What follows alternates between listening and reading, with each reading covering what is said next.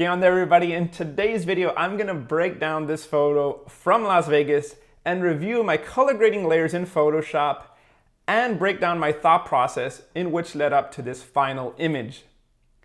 Now, if you guys aren't following me on Instagram, make sure you're following me on Instagram because I post a lot of helpful content like behind the scenes photos, do live edits in Lightroom and Photoshop, and I have some posing tips as well. Now on Instagram, it's been funny because a lot of you guys have been posting like the hashtag chingon when I post my photos. So if you want to be a little bit more chingon, or if you want to be a little bit more chingona, follow these steps because we're going to go over todo el pedo. Before I color grade my images in Photoshop, I always analyze the image first and see what colors I'm going to want to manipulate. In this case, I have a lot of orange tones, I have reds, and then I have my blacks because this was a nighttime photo.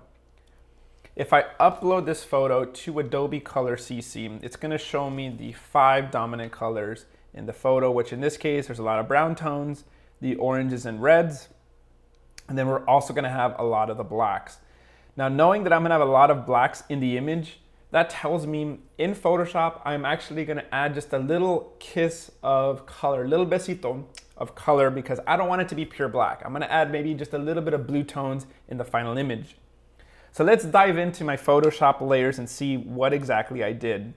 So I'm going to go ahead and delete this. I already did my dodge and burn and frequency separation. That's usually my first step, and my retouching of the skin. So in this case, I know I'm going to want to work with the background. The color on her actually came out great in camera. I did adjust my white balance in the camera first, not in Lightroom, but in the actual Sony camera. I adjusted it with my Sony A7iii, and I wanted it to be a little bit warmer tone. So the skin tone actually came out pretty good straight out of camera. In addition to that, I know that I want to just color grade my background. So what I'm going to do is I need to figure out how am I going to color tone the reds, because the reds is what really jumped out to me.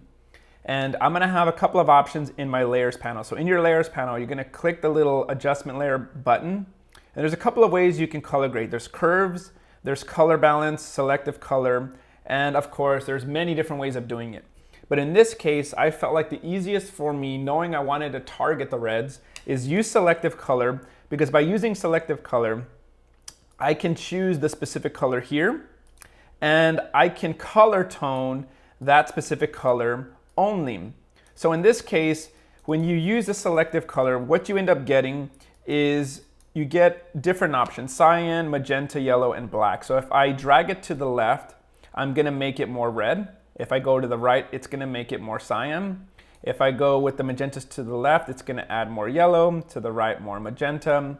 The yellows to the left is going to make it more purple, bluish. And if I go to the right, it's going to make it more yellow. And then if I drag it left and right on the blacks, it's either going to make that color more muted or brighter. And if I go to the right, it's going to make it darker. So in this case, what I'm going to do is I'm going to add that selective color layer again. I'm going to go to my reds. And what I did is when I'm color grading, guys, I'm thinking about my background, not so much of the skin tone, because I'm going to mask that out in a little bit. And if you don't know what I mean by masking out, I'm going to show you that in a second. So for the reds, my first layer, what I ended up doing was I did -58. On the magentas, I went to 3. And then on the yellows, I went to 1. And then on the blacks, I went to 6. So if I just hit the eyeball here, let's just look at what this layer is doing here. And if you look at that, you'll see that the image, the reds, I really pulled out those red tones in the background. But in addition to that, it's also adding reds to the face and onto the jeans and the jacket. Because whenever you use an adjustment layer, it's going to add a white layer mask. What that basically means is it's going to add that color to the entire image. Well, I have the luxury of using a brush set to black, and black, what that's going to do is that's going to hide that specific tone of the image. So in this case, I need to make sure that that color grade is not showing up on the body, because I only want to color grade my background. So you'll see that my layer mask now, it has black. So if I hit the backslash key on the keyboard, it's basically going to show me where this color grade is going. So whatever's in red, what you see right now, is where the color grade isn't showing up.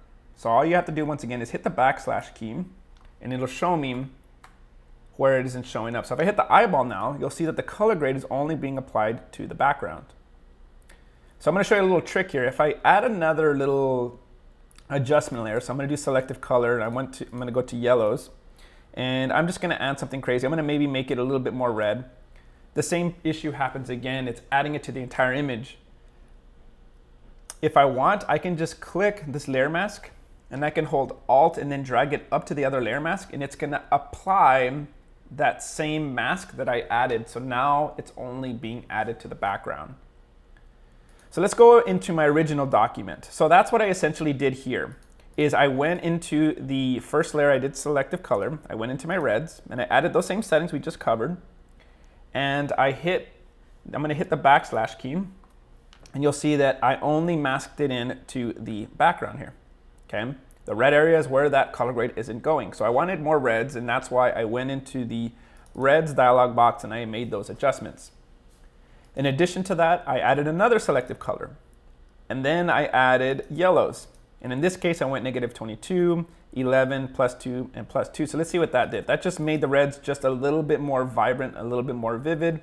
And once again, I just held Alt and I dragged it up to add that same layer mask. So if I click the eyeball, you'll see that the reds just popped out a little bit more. And then the last one that I added was another selective color. And on this one, I went into my neutrals, which is one of my favorite things to do.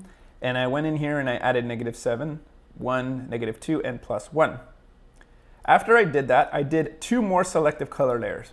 So on this one, what I decided to do was I decided to go into my blacks, because if I go into my blacks, and yellow, when you drag to the left, it's gonna add more blue tones. If I drag it to the right, it's gonna add more yellows. So I specifically targeted the blacks, knowing that I'm gonna drag the yellows to the left, it's gonna add more blues into my blacks. And as I discussed at the beginning, I wanted to add just a kiss of color to those blacks. So if I drag it to the left, you'll see that now the darks are adding a little bit of color by dragging it to the left, but I don't wanna add too much. All I did was added a little besito of -1 on that layer, and that's it. Then I added another selective color layer.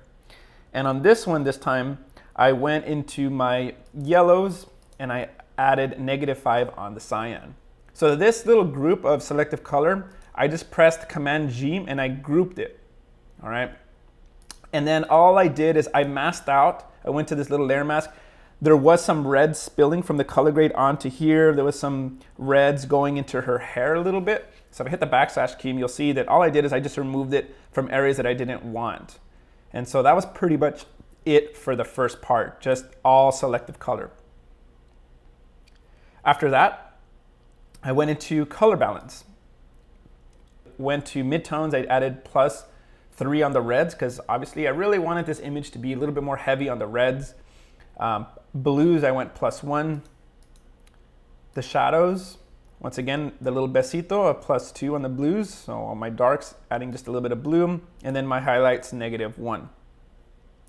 I also masked this out because this whole color grade was showing up on her skin tone. I didn't want it to manipulate her skin tone. So if I hit the backslash key, you'll see that I actually brushed it away from her skin there, okay? Then I added a curves adjustment, and I did a little bit of color grading with the curves here. If I go into my reds, this is what I added. My greens, and then my blues, not doing too much. Typically this just adds just a subtle hint of red. Now, there's only 2 more layers. The last 2 layers that I added were my curves. What I like to do with my curves, going back to the blacks, is if I go into the blues channel,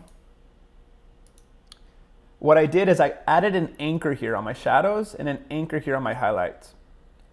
And then I went to my black. So down here, these are where my blacks are at. If I raise this up, because I anchored it, it's not going to manipulate my highlights. It's not going to manipulate my midtones. I can lift this up now, and now I can manipulate those black tones in the image.